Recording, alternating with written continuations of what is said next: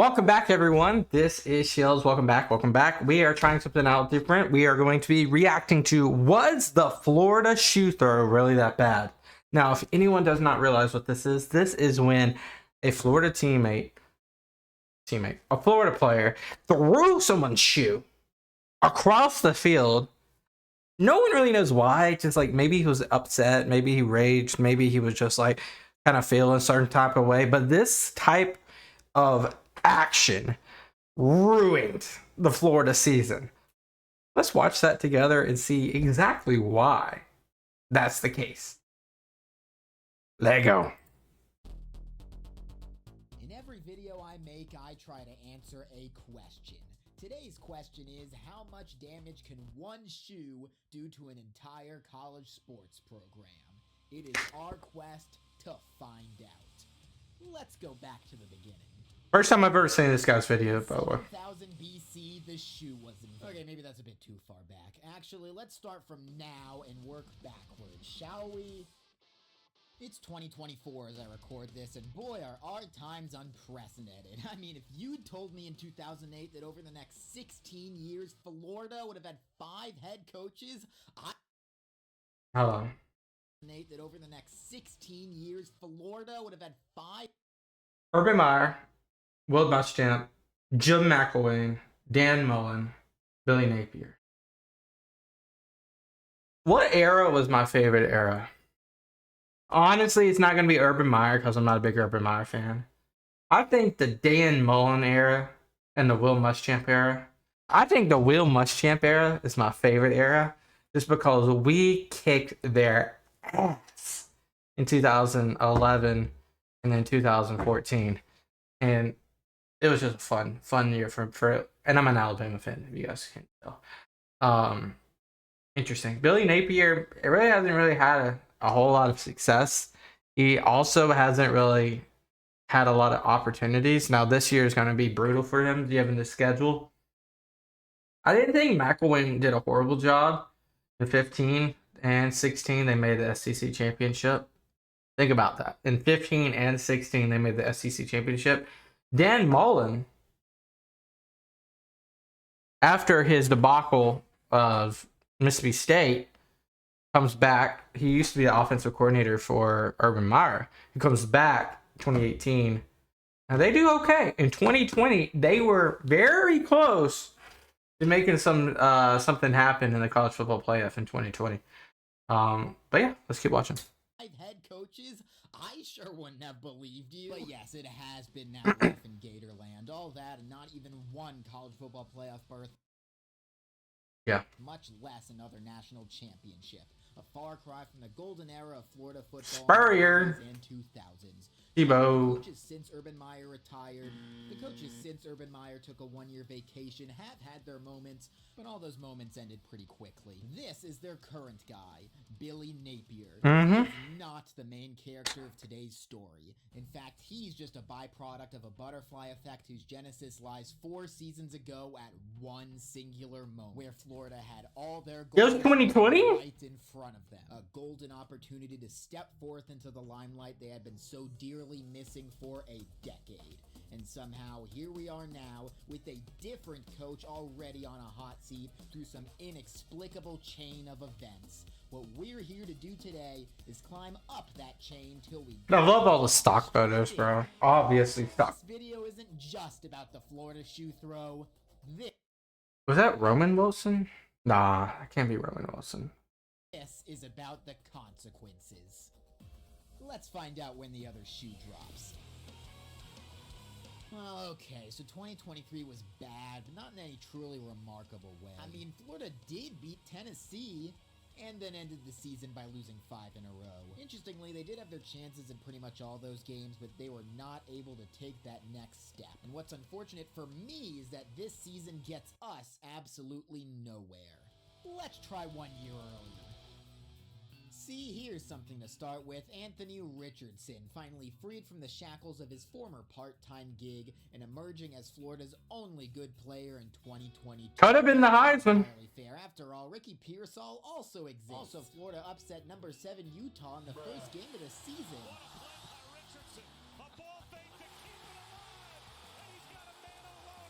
Sure, that was mostly thanks to Richardson, but surely we can carry this momentum forward, can't we? Oh wait, they immediately lost to Kentucky, followed soon after by Tennessee, LSU... Tennessee was crazy that year, though. Okay, But the Vandy's embarrassing, though. Then they lost to Florida State and then got obliterated by an Oregon State that deserved a much better opponent. A 6-7 record certainly is not a... Yeah, after that Utah game, I thought they were going to do some really good stuff, but it's not the case. deal. But that's fine, and you know why?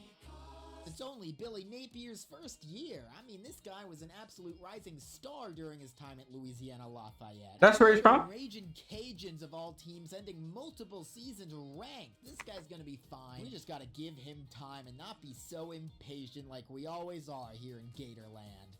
Speaking of which, why is it Billy Napier's first year? Dan Mullen was fired. Wait, who's Dan Mullen again?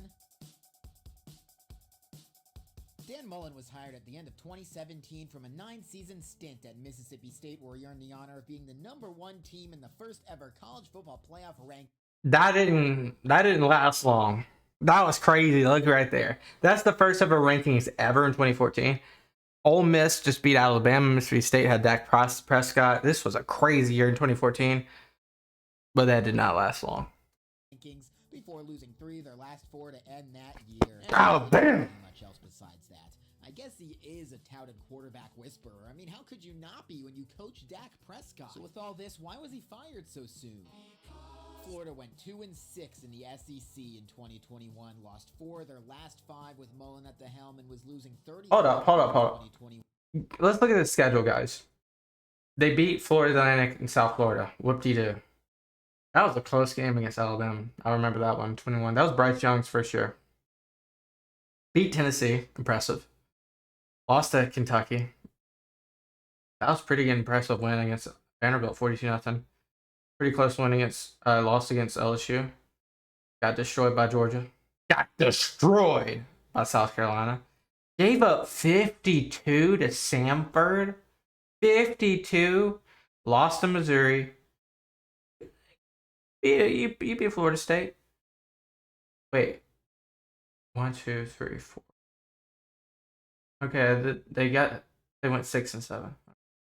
Lost 4 of their last 5 with Mullen at the helm, and was losing 35-42 at halftime to Samford. Okay, I understand everyone forgetting about this game, but my jaw legitimately dropped when I was doing research for this. Yes, by the way, this was the one win in Mullen's last 5 games. A nail-biter against a below 500 FCS school. Alright, fair enough, but this guy was supposed to be a good coach. How could this possibly happen? Ladies and gentlemen, in 2021, Florida had a QB controversy. And even better, it was of the both these guys suck variety. Say hello to Emory Jones and Anthony Richardson. Hey, Anthony Richardson sucks? Interesting.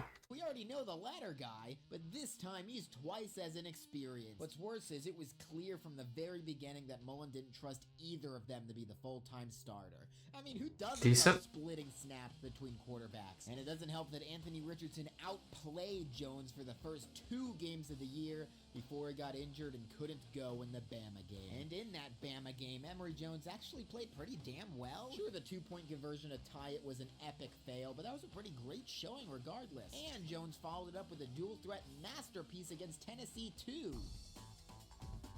Well, that sucked. Now looks like Anthony Richardson is all healed up, which means the QB controversy is back online, baby. Once again, Richardson is outplaying Jones, but now they're both playing like garbage to boot. But boss, this has nothing to do with the shoot Yes, throw. it does. Be patient. I'm getting there. After all this talk about the quarterbacks is only relevant in the first place. Florida's defense is awful. Want to hear some stats? Hold on, let me put on some music first. That's more like it. 74th in the country in points allowed And this is 21. You referencing 2021?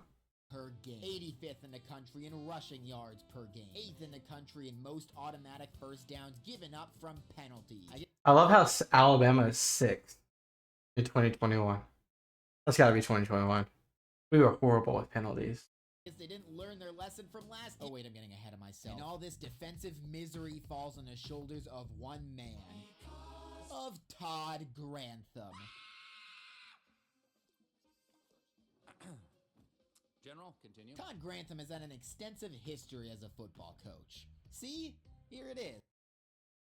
Virginia Tech, Virginia Tech, Virginia Tech, Michigan State, Colts, Texans, Browns, Cowboys. So he had some NFL stints. He Georgia assistant head coach and defensive coordinator, 2010 to 2013, not bad. Louisville defensive coordinator that was 2016. That's Lamar Jackson year. 2017 defensive coordinator for Mississippi State. Defensive coordinator for. So he was an analyst for Alabama 2022. And now he's defensive line coach. I mean, he's not terrible based off of that. Maybe it's the and maybe I mean you guys might have a different opinion here, but based off of this record right here, that's not horrible. But let's hear what he's got to say.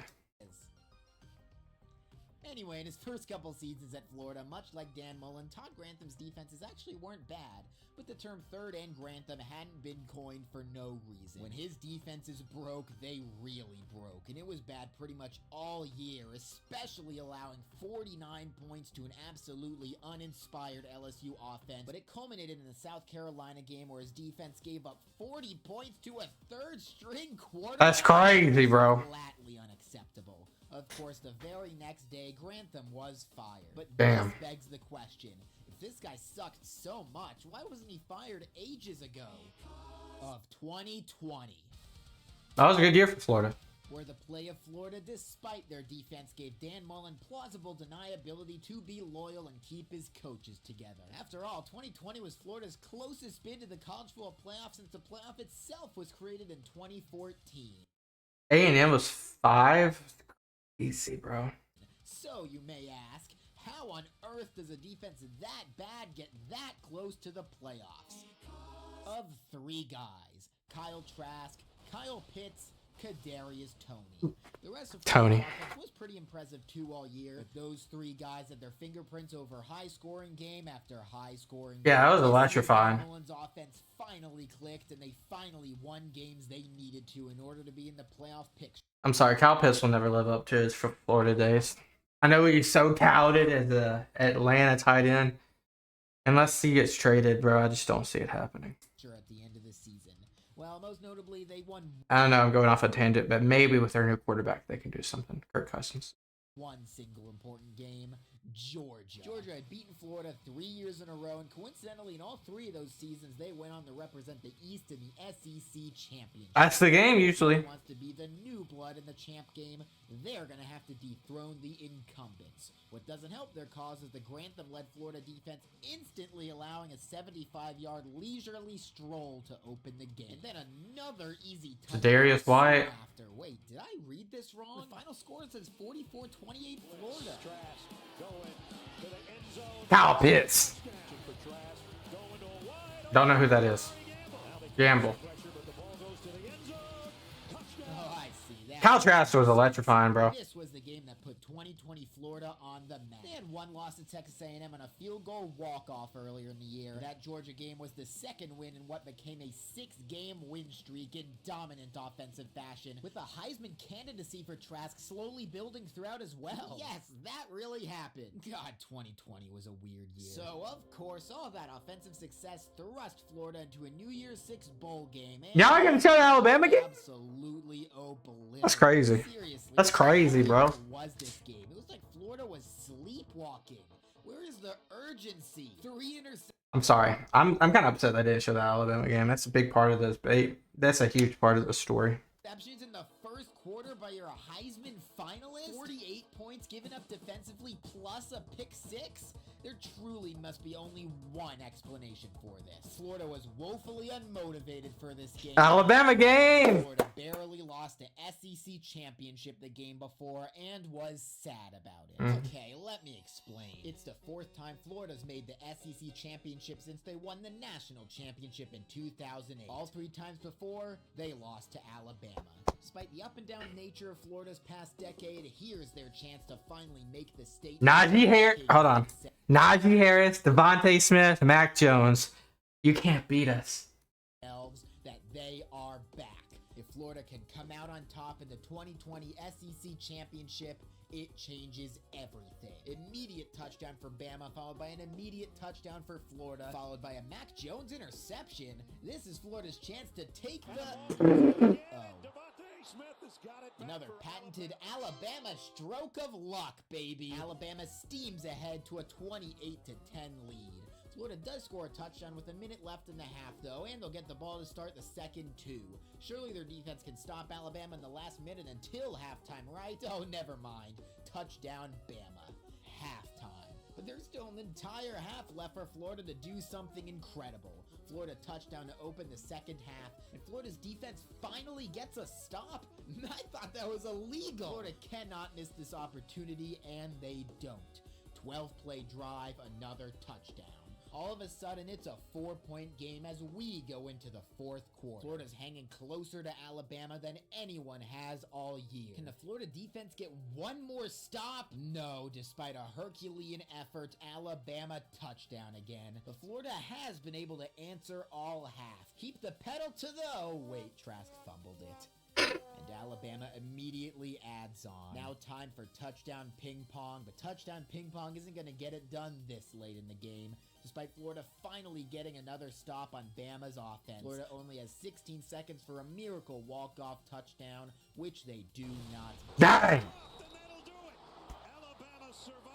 Damn, this stings. There are so many points in this game that you could look at and think if only this one thing had gone differently, we could have won the SEC championship. If you could have mustered just a little more juice sometime in this game, if you were coming into this game with just a little bit extra to fight for, you could have found the strength to change this outcome. Bro, they had 3 losses. Come on. Like, say, if there had been an invitation to the college football playoff on the line, for instance? Yeah, remember when I said 2020 was Florida's closest bid to the playoff?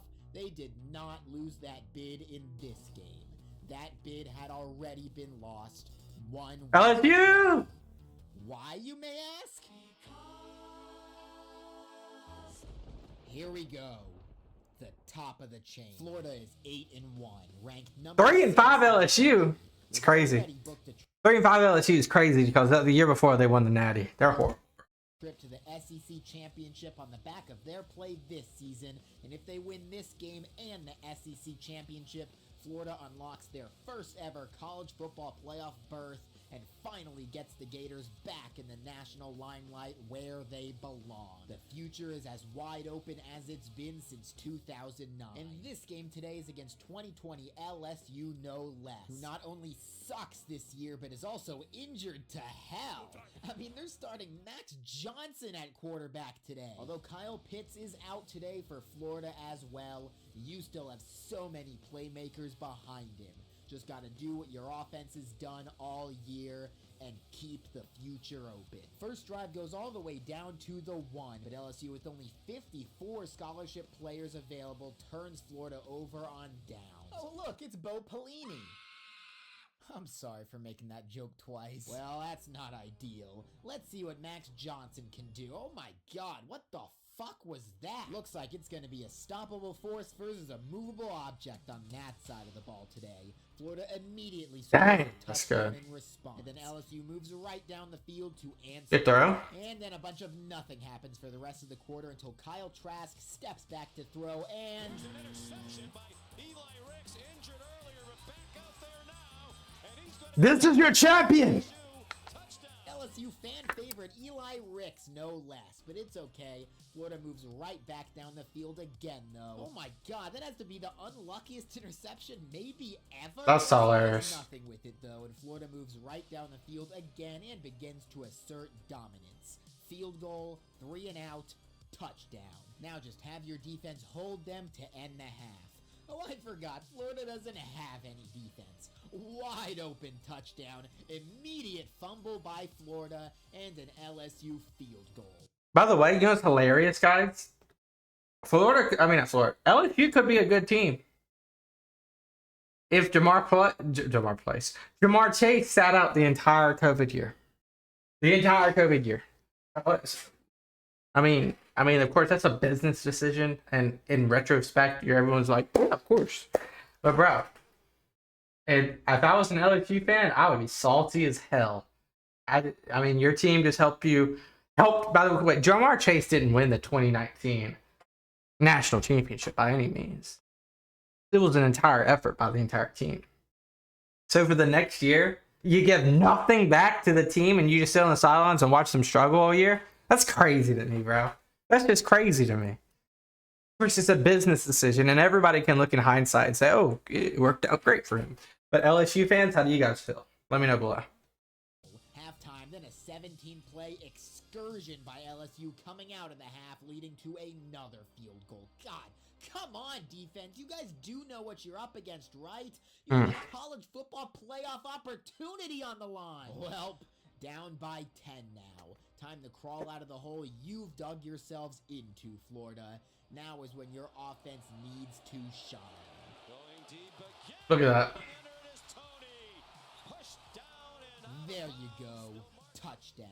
And you immediately get the ball right back and do some more big plays. Nice. Tony again. Just like that, back in the lead. And it's foggy now. Time for some punts. Punt, punt. Marco Wilson forces another. Marco Wilson. If only he wasn't egregiously interfering with Kayshon Boutte in the process. Surely this will be the only mistake Wilson makes today. Marco Wilson. Automatic first down, and LSU runs tempo right down the field into the end zone and That's it. takes the lead back. Well, that's unfortunate, but it's time for Florida to answer back once more. Oh, never mind. Time for more punts. Punt, punt, punt, and punt. All of a sudden, just under 6 minutes are left in this game. The dread is beginning to set in. Are they really gonna blow this opportunity before they even get the opportunity? Not on Kadarius Toney's watch, baby. Huge game. Trask rewards him by feeding him again. And then another deep throw from... These are like 50-50 balls, too. Florida's inside the 10. All they need to do is finally... Hold on. And just like that, Florida's... Bro, what the heck is he doing? Like, his headphones aren't on his ear. His mask ain't on his face. He even got a visor. He's got a half a hat. What is this guy? Inside the 10, all they need to do is finally break the red zone barrier into the end zone. And they don't. Well, I guess we'll take the tie, which makes it now time for Florida's defense to be the one to make the stand. They've had their moments good and bad tonight, but as Todd Grantham sure has heard, they've been much maligned all year by not just Florida fans, but the entire league. Now's their chance to rewrite the narrative. Can they pick up their defensive coordinator? Can they pick up their team and put their insane offense in the driver's seat to win this game and keep their college football playoff hopes alive? Third down. One more stop is all you need. Can Cole Taylor get there? No, nowhere near the line to make. Try to go up and over. They did it. Florida, this is how good your team is. The football gods have thrown everything in the kitchen sink at you this game, and still here you are with it all in front of you. Your offense gets it back with a minute and a half left to move it down the field against this decimated LSU defense and just kick a field goal to win this game and meet Alabama next week for the right to make your first ever college football playoff. It's all in your hands. This is your chance. What does he have? What does he have? You threw it away.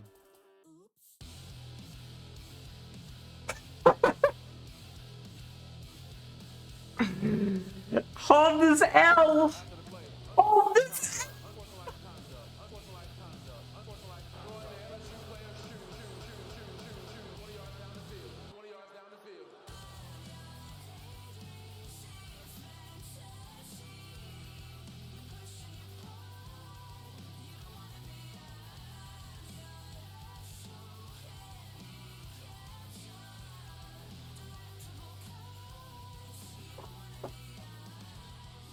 much damage can one shoe do to... You gotta stop real quick. This is a great video, by the way. If this ever gets to the creator, great job, bro. This is an amazing video. I love the reverse chronological explanation to really break it down. an entire college sports program. Who knows? Maybe Florida would still be in this same position today, regardless of whether Marco Wilson threw that shoe. But maybe not. Maybe Florida does beat Alabama to make the college football playoff. Maybe they even win it. Maybe despite Dan Mullen's unwillingness to recruit, he gets players coming in just on the back of a hype. Maybe 2021 doesn't suck. Maybe Dan Mullen is still the coach today. Maybe Florida is a dynasty now. That is what the shoe throw destroyed. Opportunity. So yes, the shoe throw was really that Bad. Speaking of opportunity, now that the video is over, go watch. We got some more videos to watch in the future on these guys. I mean, MVOS. Guys, go subscribe to this guy if you haven't already. Go subscribe to this guy. Holy shit, it's good. Good stuff. My goodness. Let's take a retrospect real quick, guys. Retrospect. Let me see if I can switch. There we go. There we go. All right, so retrospect. Could this actually have changed the course of time? Maybe. They still have to finish that game. Because a lot of people will look at the rest of the chronological timelines that and the multiverses that could have appeared after that, but they still have to beat LSU. I mean, they have a really good offense, and they could they gotten downfield and kicked a field goal or scored a touchdown? Of course they could, but that game still had to finish. So then that branches off, and then how that game finishes, who gets injured, how does it parlay into the next game with Alabama? Alabama's still Alabama. Doesn't matter. Like, Alabama's still trying to get a national championship too. How much change? The personnel's the same. I don't know. Plus, if Alabama loses, then they got to play Ohio State, which I think Florida would beat Ohio State. Possibly. I mean, I don't know. I think Dan Mullen's a hack. By the way, I've always thought Dan Mullen's a hack. Ever since he's coached at Mississippi State, he relies too heavily on the quarterback draw. He relies too heavily on the quarterback to make all the plays, and he doesn't really involve. I mean, 2020 is a different conversation because he has playmakers, but statistically speaking, he uses the quarterback draw and the quarterback run way too much. And maybe he's learned a little bit about that over Mississippi State as he moved into Florida years. But that's just my opinion. That's it, guys. Great video. Go give them a follow. I sound so stupid. Go give them a subscribe. Let me know what other videos you guys want me to react to. If there's any specific college football videos that are really interesting, I love doing that. We react to a bunch of college football over here. I'm an Alabama fan, so you might see a lot of Alabama content, but we're not going to just do Alabama football. We're going to do all the types of college football. I don't care if it's Kennesaw State, Tulane, Michigan State, Nebraska, Alabama, Florida. It doesn't matter. We're going to try to hit it all. Thank you guys so much for watching up to this point. I love you guys. Until next time, peace out.